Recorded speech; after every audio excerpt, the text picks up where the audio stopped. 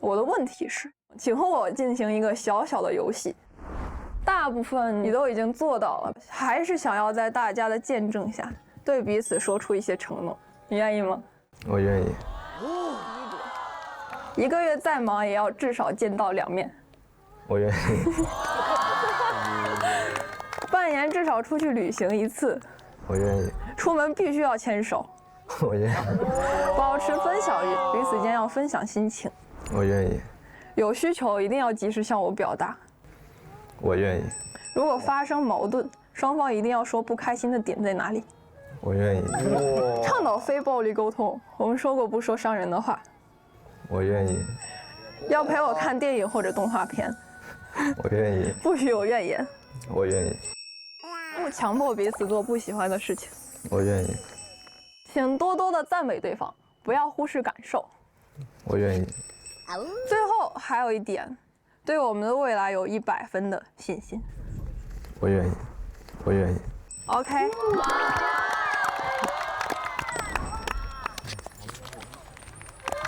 你愿意吗？我愿意。下面我想用留言的方式来进行。Hello， 胡一阳，你好，我是张兆宇，很熟悉吧这句话？你应该很好奇吧？为什么我会说你像洋葱？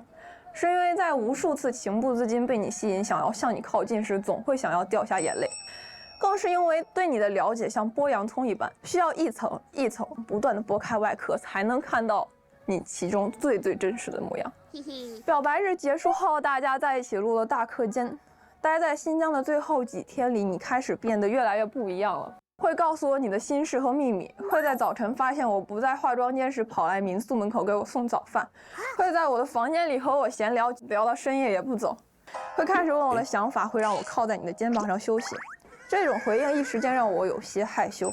从机场离开的时候，你说你在走的时候匆忙给我了一个拥抱，但是当时我都忘记了，后面才回过神来。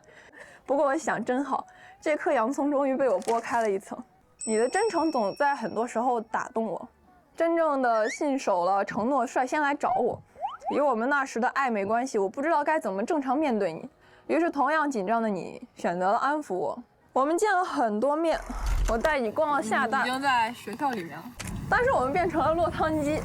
你也同样带我逛了深大，带我逛了深圳挤出你最得意的地方。我们现在在深圳吃饭，将这段感情的节奏放缓，我们一点一点来。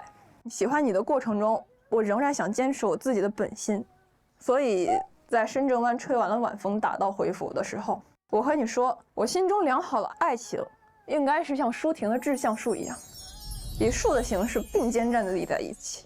你告诉我你也差不多，我知道第2层洋葱皮也被我剥脱了。之后我们的相处更加的轻松，登顶梧桐山看了一场难忘的日落，太爽了吧！后面又见了很多面，我们一起经历了很多人生的第一次，在北京的胡同里来回穿梭，中途还跳了一阵广场舞。我们间的语音通话时间越来越长，见面次数越来越多。你真的变了，变得会直接向我表达好感和你的想念。最后一层洋葱皮也被我剥掉了。我看到了你的内心世界和你对我的全心全意，你就是我心中的满分男友。你对我的爱竟然比我想象中的还要直接，还要浓烈，还要满。哇！谢谢你实现了我的神灯心愿，让我拥有了一段心动又健康双向的恋爱。还有，哎呀，抱抱你吧，嘿嘿。然后还会给你画了一个画，每次都要给你送一幅画，这次也沿用至今吧。262是他对社交、恋人还有独处的一个打分，然后我是163。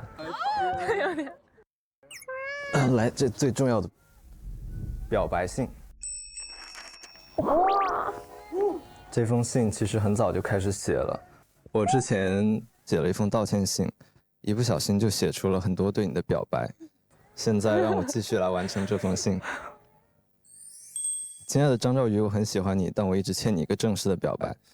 对于我们的发展过程，一方面我真的十分感谢，也十分庆幸，在下了节目之后能有更多的时间来了解你，跟你经历了更多的事情，能看到你更多美好之处，我深感荣幸。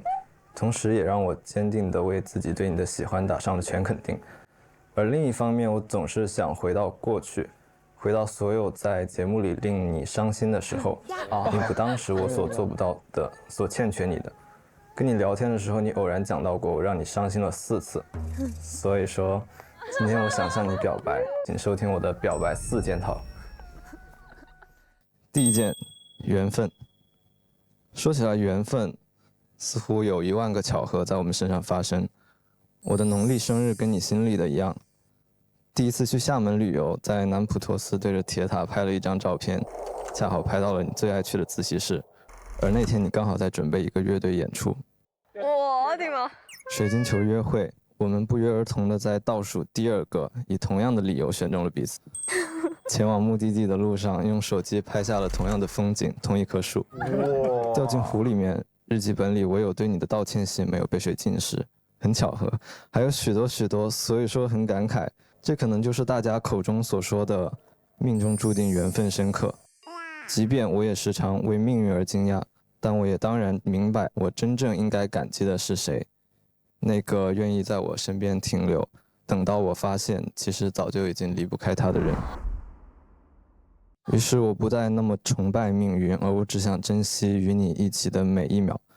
我猜我们之间有一种引力，让我毫无保留，也总是按耐不住地向你靠近。之前你说过，很害怕你的不主动会让我后退，也很害怕关于节目外的舆论会让我后退。但是我想说，亲爱的，请不要担心，你就是我要锁定的唯一。张兆宇，我喜欢你，你愿意和我在一起吗？张兆宇，我喜欢你，你愿意和我在一起吗？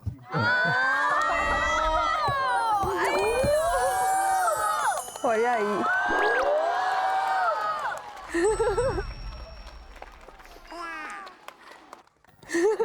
第2章，做自己。在爱情里面，做自己是一个很深的课题。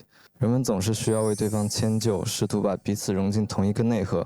但是很幸运，我们并不用为彼此改变什么。你只是打开了我的心，看看里面有些什么，然后对我说：“那很好，我们走吧。”不论是鼓楼旁边的广场，还是南湖公园的游船，还有许多我们以后会一起牵手到访的地方。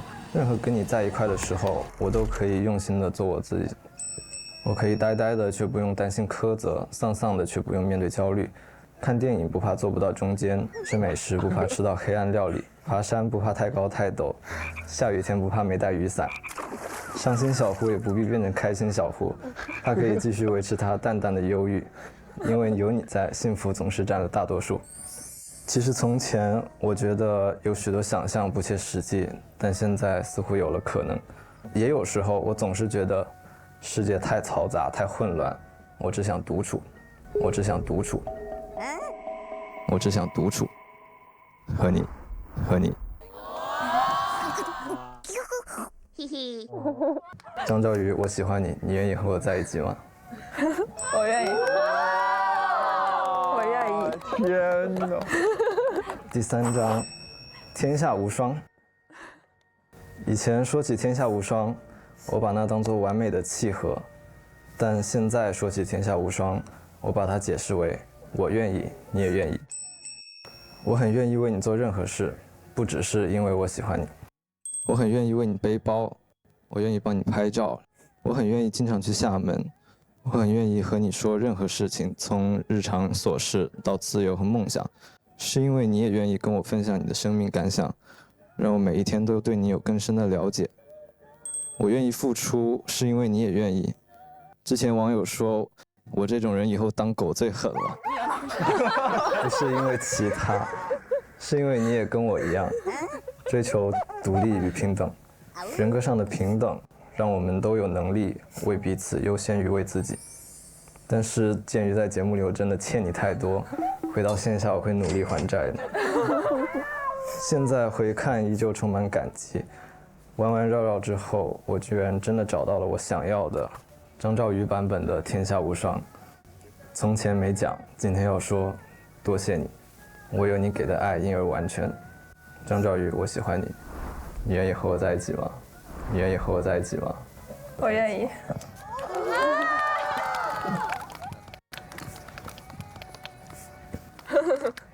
最后一张，对伤心小福。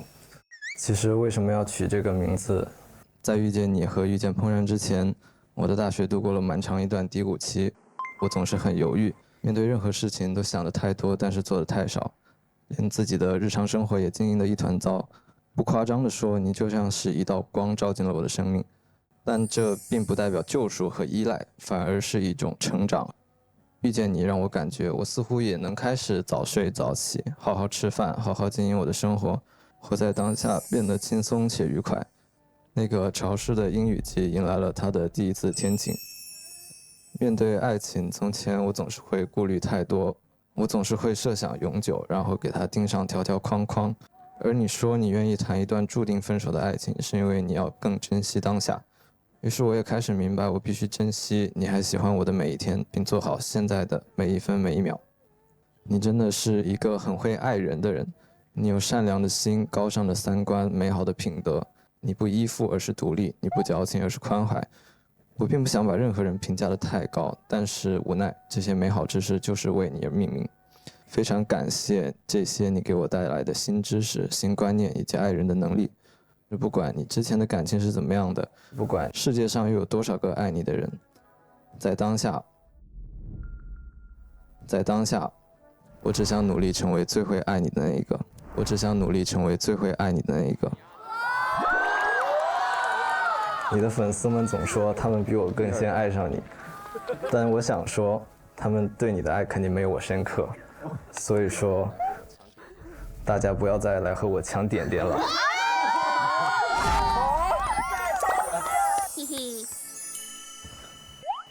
最后我没有什么要说的话了，也想不出什么浪漫的话了。但是即便如此，张兆宇，我喜欢你。今天过后，你愿意继续和我在一起吗？今天过后，你愿意继续和我在一起吗？我愿意。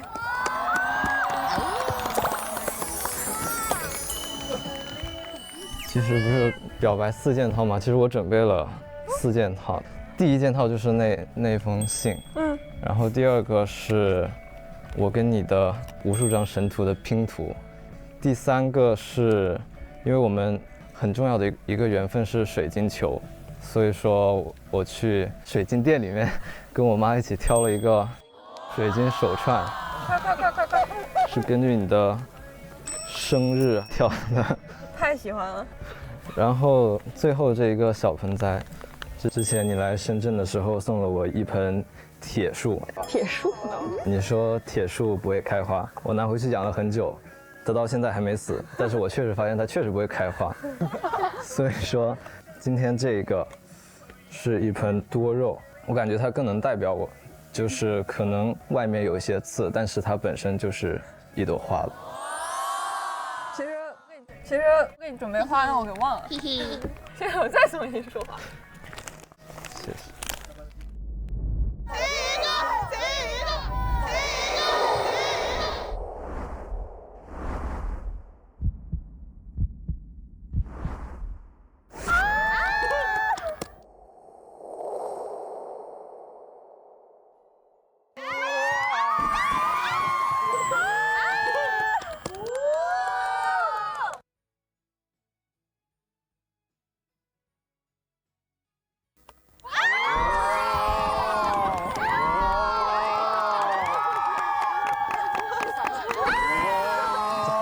看那个玩，我现在能一直看微信。给我一个呗，我不行，我牙齿在长颤。你先 P 上，你先 P 上。等一下，不好意思，我搞一下发型。OOTD 全无。好，我现在给小新写了一封信，这个信我写的不是很长，但是呢用心了，用很大的心意。Hello， 小新，我是恩。其实关于这封信，我想了很久，我总是打开又关闭备忘录，循环了很久很久。因为我跟你想说的话，真的很多，多到我不知道应该从哪里说起。是从最开始的我可以邀请你跳一支舞开始说起呢，还是从另一个开始的你愿意做我女朋友开始说起呢？从这句话到现在已经103天了。哇！也恭喜你打破了我这个恋爱只有1个月的魔咒。我俩很棒，我很棒，你也是。在首尔和波士顿13小时的时差中，我们到底是怎样度过的呢？我觉得是藏在收到消息不自觉上翘的嘴角中，也藏在无数个分钟、小时里的电话中，也藏在一遍又一遍的我想你中，还藏在我悄悄搜寻有关你的视频中。但其实爱意早已在四处悄悄蔓延，蔓延到我们身边的朋友都能感觉到我们的不对劲。然后呢，在节目下面，你的一个春假，你从波士顿飞到了上海，然后我们在上海见了面。从波士顿飞往上海的那10几个小时的飞机上，你在想什么呢？我不知道，但是我总是会反复查看时间，算着还有几个小时、几分钟落地，还有多久能见到你。我因为总是会错过闹钟，所以说我给你设置了一个小任务，就是回首尔之后让你叫我起床去上课。但我总是听不到电话的声音，所以说你总是打了很多个电话打给我，即使那个时候你在外面，即使那个时候你在和朋友们吃饭，即使那个时候我们俩的关系还不能告诉朋友们。我最开始其实并不觉得异国是什么大事，在节目里面的时候，我只能说这个还是不知者无畏了。就我觉得思念这个东西真的比我想象要难熬了10倍、100倍、1000倍吧。说实话呢，在我第一次说出我爱你这3个字的时候，你应该永远都不会想到我做了多少的心理准备，因为我是一个不太能够擅长表达我自己爱意的人，我也不太能够说出很肉麻的话，我总是想要说，用一些比如说很酷的外表也好，或者很面无表情的状态去接收到一些比如说温情的时刻，或者说一些让我觉得很心动的瞬间。所以说呢，即使不在你身边，我也总是很想要贪心的想要让你的日常生活都能想起我。于是我现在在慢慢替换你经常陪伴你日常的东西。这次是我们都知道刘志新经常在各种时候戴他的那副耳机，所以这次送你的是耳机。哇，谢谢。所以希望你在戴这个耳机的时候也要想到我。我会的。然后关于这一切，我也要对你说，刘志新，真的辛苦了。刘志新，我很爱你。刘志新，我很爱你。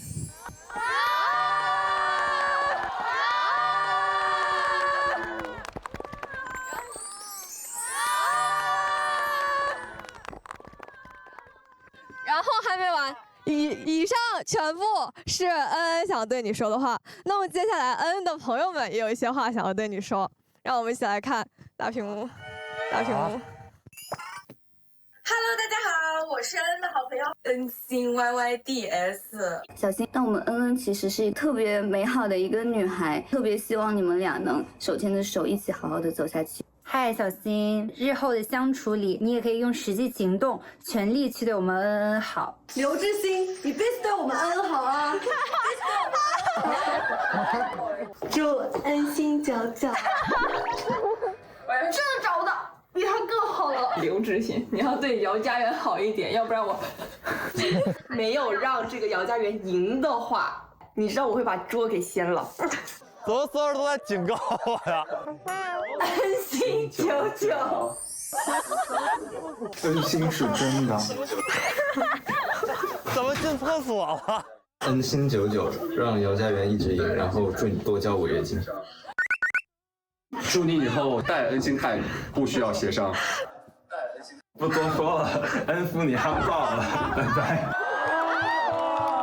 谢谢大家，谢谢大家，谢谢所有人。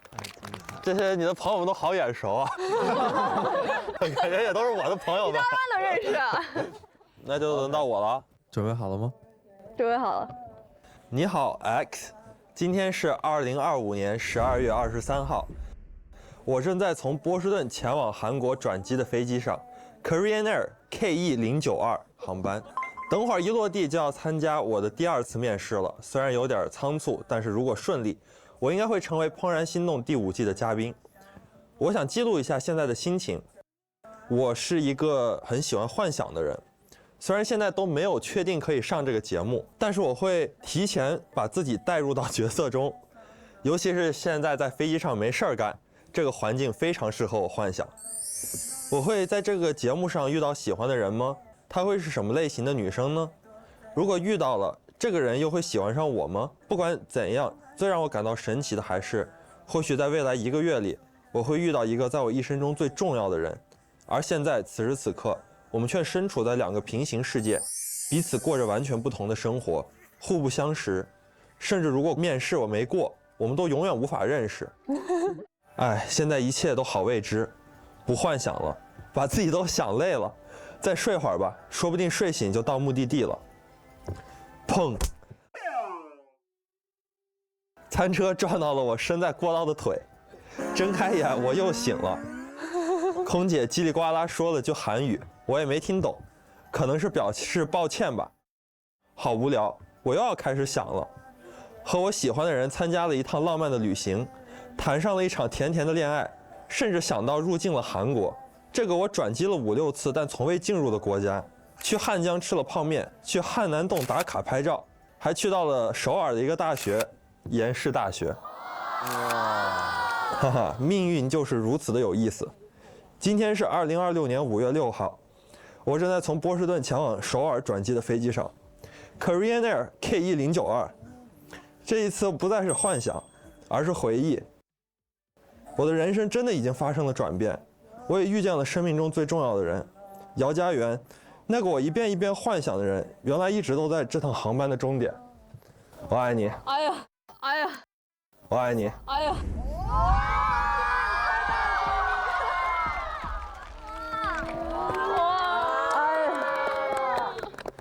有心了。然后，其实很遗憾，就是你过生日的时候，我并没有陪在你身边。然后这个礼物也是因为有一次在节目转场的时候，你有个项链不是解不开了吗？然后我当时就说大话，我说我要是给你解不开，我就送你一个更好的。然后现在这个就是那个更好的，来，我给你戴上吧。哇，甜蜜啊！恩心九九，恩心九九。哎，一下就戴上了。哎呦，怎么样？太好了！我看看。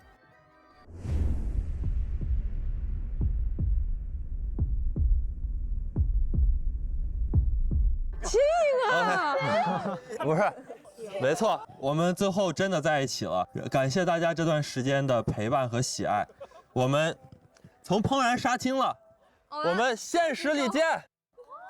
OK。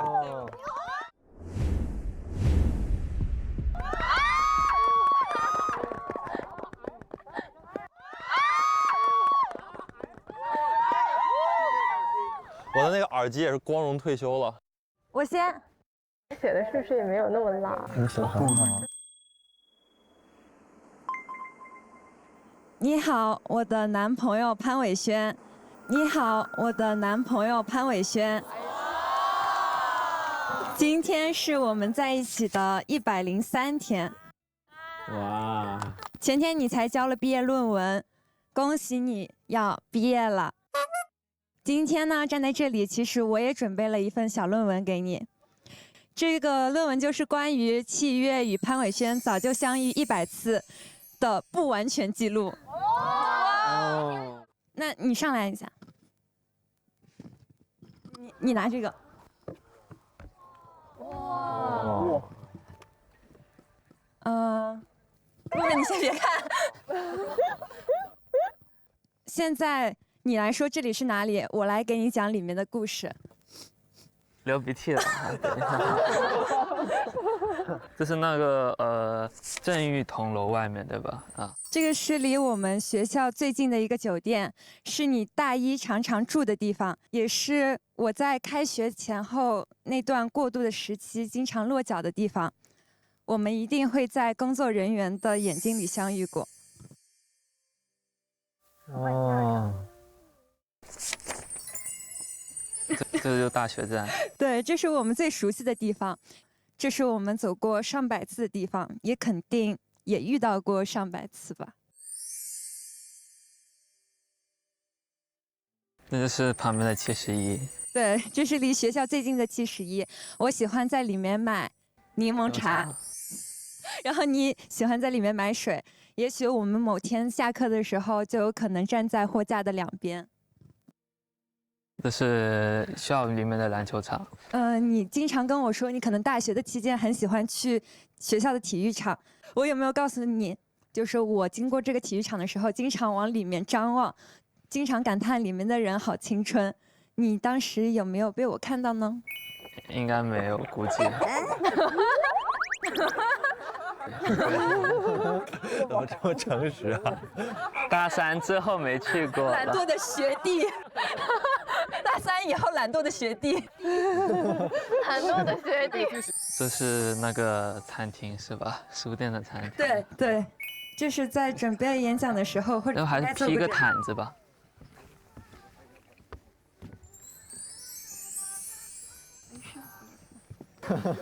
然后这是我上过课的教室，对吧？这是我上过课的教室。好。这个下面那张是你上过课的教室。我们上课的教室就在同一楼的同一层，隔着一间教室中间。然后这是阳台。我跟你说过，我喜欢上课上到一半偷偷跑出来透气的阳台。你说你没有注意过这里，但是可能会经过。那你有可能就看到过我，只是那时候你不知道。时间会向前推进，会把我推到你面前的，会把我推到你面前的。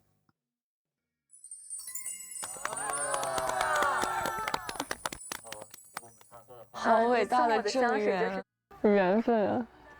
红线比钢筋都硬。我觉得我们的缘分就不是轰轰烈烈的命中注定，而是早就向彼此走了几千几万步。直到最后，走到我们最适合相遇的那个时刻。节目播出以后，我们开始被很多人看到，面对各种各样的评价。但是我觉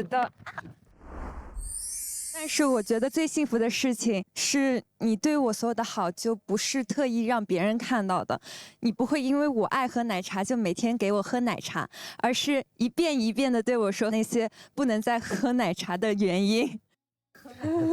生活里，你就变成了那个捂住我耳朵的人，固执的守护着我们作为普通情侣的普通日常，让我相信看到的你就是全部的你，最真实的你。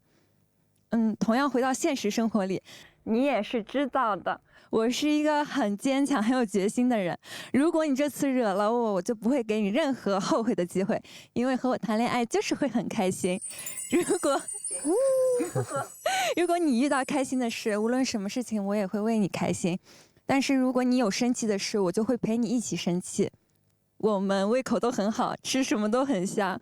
我们也可以每天晚上去散步，我也会无所事事的窝在家里。我们肯定会吵架，但我们也很擅长于重归于好。但是如果你敢再惹哭我，你也必须得花更多的心思来哄我。总而言之，就是你完蛋了，因为我永远会让你觉得遇见我很好，和我在一起就很幸福。当然，你也是，和你也是，你也是，和你也是。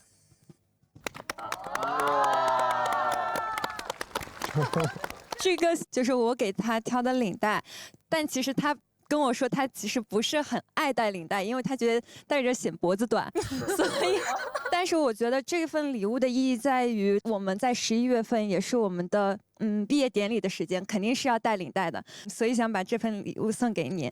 虽然我现在还没有学会系领带，但是我一定会在11月份为你亲自系领带的，亲自系领带的。学姐好会啊！学弟应该也不赖的感觉，学弟应该也不赖的感觉。学弟来吗？哦，你帮我戴耳机。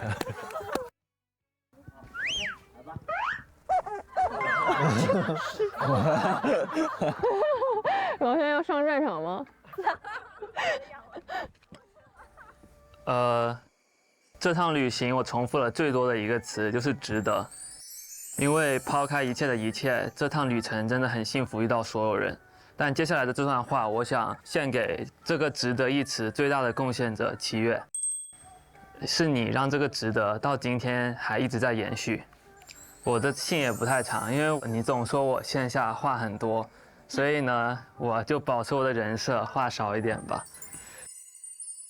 过去的几个月，我们一起去了2月的香港、哈尔滨，3月的北京和首尔，4月的长春，还有5月的南京。当时我的约定已经实现了大半，当然我觉得还是不够。这几个月的时间，我们大部分的时候都一直黏在一起，彻底的进入了对方的生活。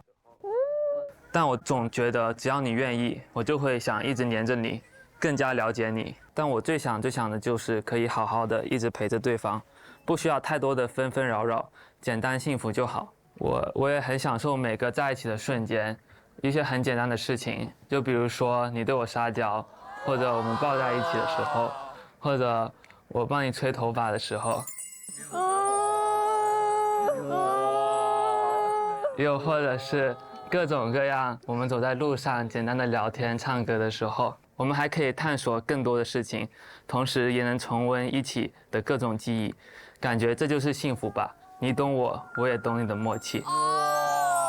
节目结束的时候我说过，不去担忧未来，也不会为过去遗憾，但现在我觉得我会向往未来，感谢过去，坚定的希望能让你在我身边一直开开心心的走下去。七月，谢谢你，我爱你。七月，谢谢你，我爱你。